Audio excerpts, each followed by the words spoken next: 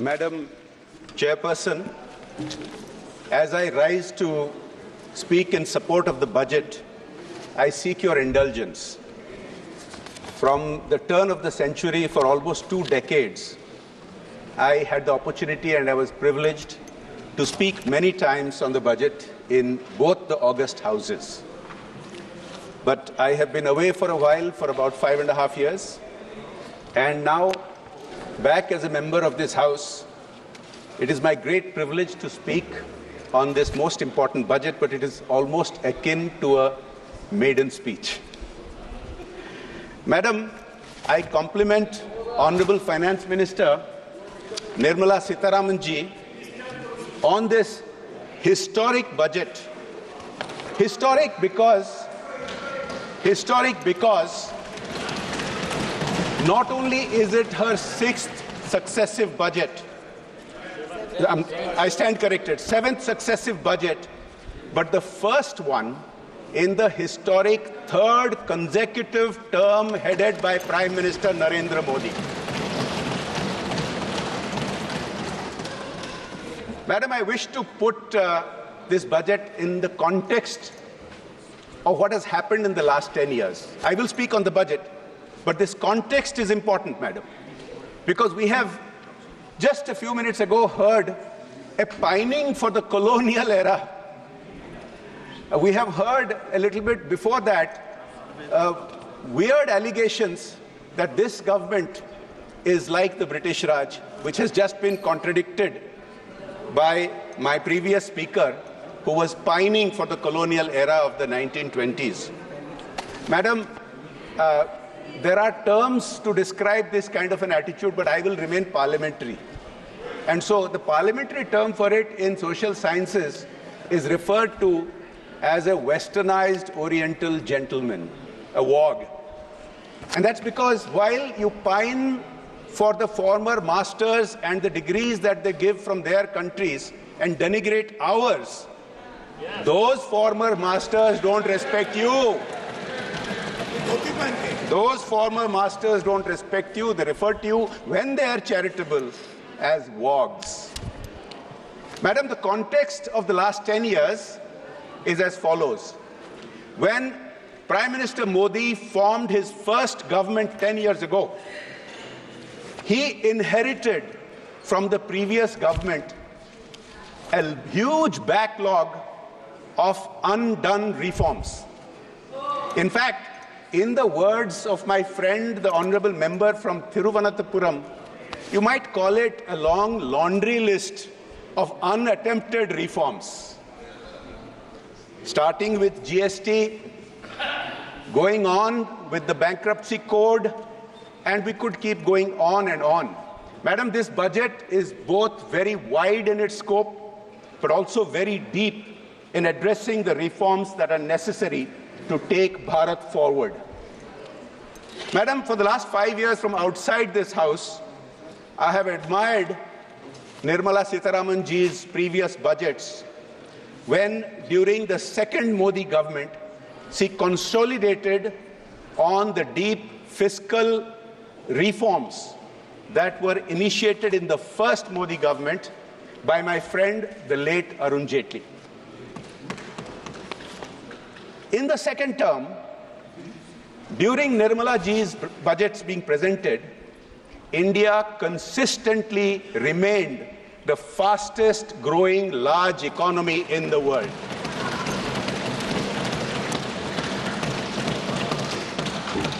Now, sometimes questions are raised that what is the importance of being the fastest growing large economy? How does it benefit the Aam Aadmi? How does it benefit the average Bharatiya? I will tell you, madam. Because this growth has enabled the massive increases in allocations and the massive improvement in outputs and results that have been demonstrated in the last 10 years. And this has been commented upon by a wide variety of experts around the world. And I will refer to some of them.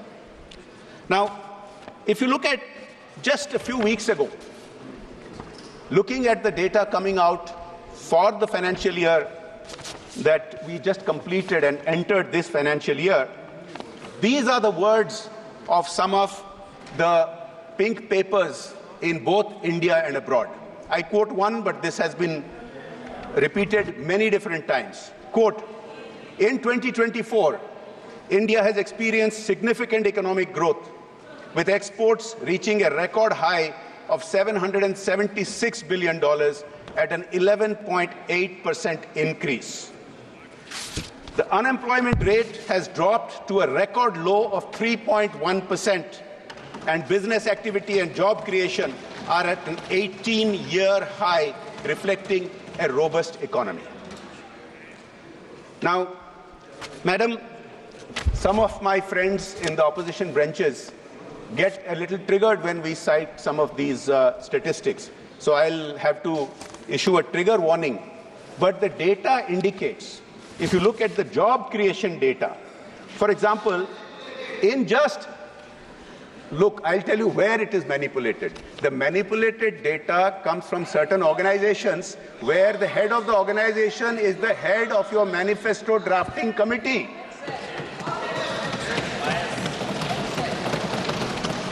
When you cite organizations where the head of that organization is the head of your manifesto drafting committee, that is biased. This is not biased. These are RBI data. These are reflected by the World Bank and by the IMF and by India's pink papers. Next, just in the manufacturing and services sector, in the last 10 years, 89 million jobs have been created. Compare this with only 66 million in the previous 10 years. Look at the economic survey that preceded the budget just a couple of days ago. The economic survey points out that the percentage of youth who are deemed employable has improved from 34% to 51% in the last decade. And this work is being taken forward with many other steps to be mentioned in this budget, which I will come to. Madam Chairperson, I think while increasing these allocations, I'll refer to some of the increased allocations in infrastructure and other areas. While increasing these allocations, for example, my previous speaker just mentioned allocations to health. I think the House deserves to know that in the last 5 years, under the leadership of Prime Minister Modi, Nirmala ji allocated a compounded annual growth rate of allocation to the health sector of 9.5%, which is a new record. Madam, the system has to have a capacity to absorb, and that's why it has to be stepped up gradually. You cannot beat this high CAGR commitment to health. But Madam, I think one of the most impressive parts of the Modi government, especially in the last 5 years, is how the fiscal deficit has been managed, despite these high allocations for the growth of India. And Madam, I refer to the fiscal deficit, it gets referred a lot, but I want to take a moment to go behind why it is important. Madam, in this House, not just in the Treasury benches, but also in the opposition benches, there are many friends with whom I have personally sat and engaged in discussions with multilateral and global financial institutions, and they point out that the single biggest factor they look at when giving a country rating is the fiscal deficit. And that is what impacts inflation, that is what impacts our exchange rate, to what some of our friends have been referring to. Madam, the fiscal deficit, which was inherited 10 years ago at 4.5%, was continually brought down in Modi ji's first government until it reached 3.4%. And then the whole world was turned upside down because of the COVID pandemic, and India managed it far better than all other countries. But yes, of course, we saw a rise of the fiscal deficit to 9.2%. But the roadmap that has been shown since then by the Honorable Finance Minister has been rigidly adhered to, coming down year after year to 6.7%, 6.4%, 5.9%, 5.8%, 5.6%, 4.9% this year, and her commitment to bring it back down to 4.5% next year is extremely commendable. Madam, one of the challenges of high growth rate is sometimes it does create inequalities. And that is an allegation that some of our friends have been wrongly making. And I'll tell you why, madam. Because inequality is something that is measured.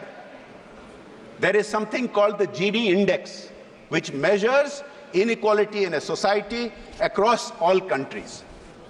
Madam, the reality is India's Gini index, which started out 10 years ago in the mid-30s, has remained in the mid-30s. Inequality has not changed by economic parameters.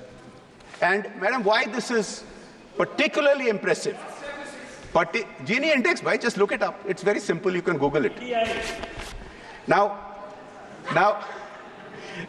madam, the important thing is the Gini index of India is far better than other BRICS countries like China and Brazil, which means despite being in the same economic strata, we are a far more equal society. What is even more impressive is that our Gini index compares more favorably than highly developed countries which have been allocating huge sums to welfare, such as the United States, such as the UK.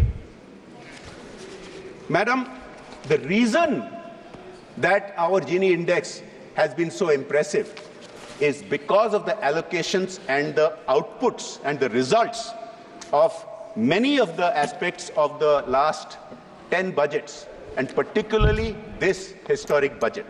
Let me give you an example, ma'am. The Pradhan Mantri Awas Yojana.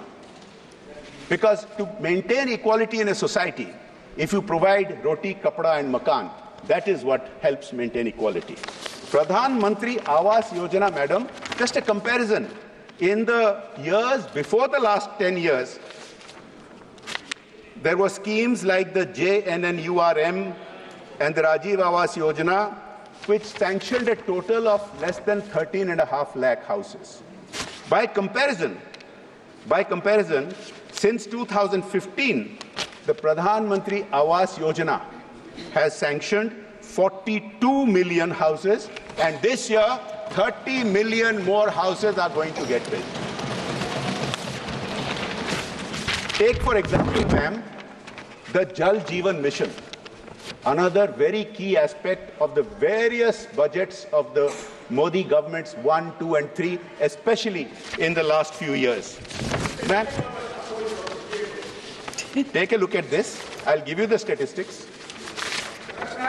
The Jal Jeevan Mission, just a few days ago, please have the patience to listen.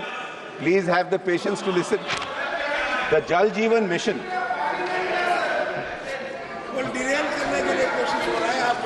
The Jal Jeevan Mission has achieved a milestone of 150 million rural tap connections, up from just 30 million 5 years ago. 5 times growth in just 5 years. This translates to 2.28 lakh villages and 190 districts achieving the Har Ghar Jal milestone.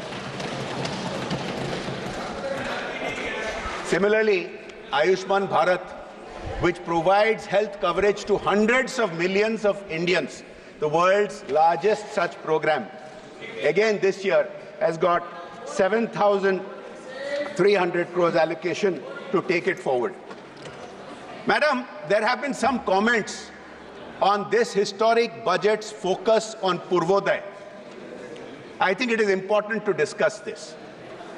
Now, the Prime Minister is on record as having a deep commitment to the Northeast and the East, which he has repeatedly explained, that unless these previously neglected regions get developed, Bharat is not going to get developed. And that is why he has visited the Northeast a record number of times, more than all his predecessors. And the budgets that have been allocated for the East and Northeast have been witness to this transformation. Now, Now, I will come to the point where you might really want to get excited. So, madam, the East had been traditionally neglected by the center. But what is more tragic is that within the East, there was discrimination from one state to another, despite ministers from those eastern states having had a role in Delhi. Madam, more than 20 years ago, when I first spoke at a budget, in those days the railways budget was different, separate, I was myself shocked to find some of the statistics. Pani. Madam, I still remember the statistics more than 20 years later. And please, my friends, please reflect on this. 20 years ago, when I first spoke on the budget, I found that West Bengal had the country's highest rail track density, and I remember the number. It was 42 kilometers per square kilometer. Right next door to West Bengal was my state of Odisha, lowest in the country, 14 kilometers per square kilometer.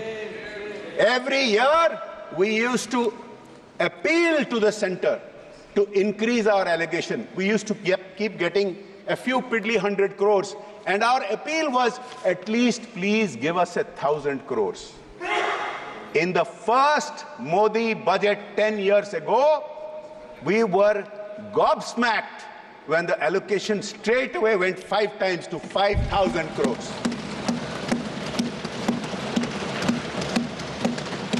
We did not then have a railway minister from Odisha. The Modi government does not believe that sabka saath, sabka vikas, sabka vishwas, sabka prayas is determined by proportionate representation, but it is for all India. Madam, this year, I thank the Honorable Railways Minister. The Railways allocation for Odisha is 10,500 crores, go a long way towards bringing Odisha up to the national average and beyond. Madam, when we talk of Purvodaya, even West Bengal is included. Yes, there has been a lot of talk about Bihar and Andhra Pradesh. In Odisha, some of our friends from other parties in the other house created a ruckus because they wanted to know how much has been allocated, despite the Honorable Finance Minister specifically covering a wide array of investment opportunities. And just yesterday, from what has been presented in Parliament, it looks like our long-awaited coastal highway project, which is going into the DPR stage, is moving forward. And that is something like 2.5 times of what the Railways Minister has given us. This will be a total transformation for Odisha.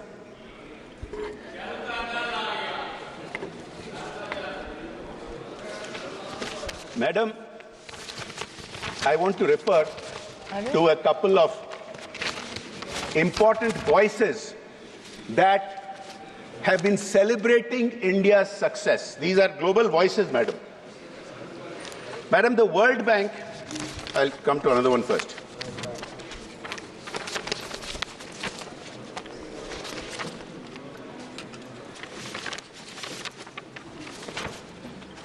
Madam, I'll first mention that many, I apologize, I did not realize that there had been a change in the chair. Respected Chairperson, sir. Sir, the Modi government believes in finding win-win solutions which are fiscally sustainable, environmentally sustainable. There are those of our friends in other parties who run some states, who run their states into the ground because of freebies which they cannot fund. Then they keep running to the center asking for special funds. The Modi government works differently, sir. Look at electricity. The massive thrust on renewable energy, the massive thrust on solar has been something of a world record setter. If you look at it, sir, 10 years ago, India inherited a total installed capacity of 2.6 gigawatts. It is something that is being cherished and celebrated around the world, that today this photovoltaic capacity, solar cell capacity installed is 85.5 gigawatts. Sir, please wind up in a minute, please. Sir, the PM Surya Ghar Muft Bijli Yojana is another such win-win solution. And it was important that the Honorable Finance Minister mentioned that more than 1.28 crore applications have been received for this, because this proves that this is a yojana which is getting uptake, which is getting enormous interest. And not only will these households get 300 units of free electricity, but the extra electricity that will be generated and sold from their rooftops goes into their accounts. This is something that is being again talked about a lot everywhere else. Sir, as I start coming to the end of my speech on the budget, I want to talk about the digital transformation that has happened under the Modi government 1, 2, and 3, which is the talk of the world. Now, look at the startup environment. 10 years ago, we had a sum total of some 350 startups. This has grown 300 times in the last 10 years, and now India has more than 90,000 startups, third highest in the world, and these have been made possible by the various policies of the Modi government and the budgetary support for such development. Sir, the World Bank has made the following comment. I think it is worth mentioning. Quote, without the digital payment infrastructure such as Jan Dhan bank accounts, Aadhaar and mobile phones, the JAM trilogy, India may have taken inclusion achieved in only 6 years. This is the kind of transformation that is happening. Madam, in the limited time, so I apologize again. I apologize again. Sir, in the limited time available to me, I will not be able to go into each and every aspect of the budget, but suffice it to say that the thrust on infrastructure continues. And this is again the talk of the world. And this year's allocation of 11,000 crores continues that initiative, which is transforming India, creating jobs, and keeping us as the fastest growing economy. Please conclude, sir. Yes, I'll just make this one last point and I will conclude. Sir, one of the most transformational infrastructure initiatives was started under the late Atal Bihari Vajpayee ji in the first.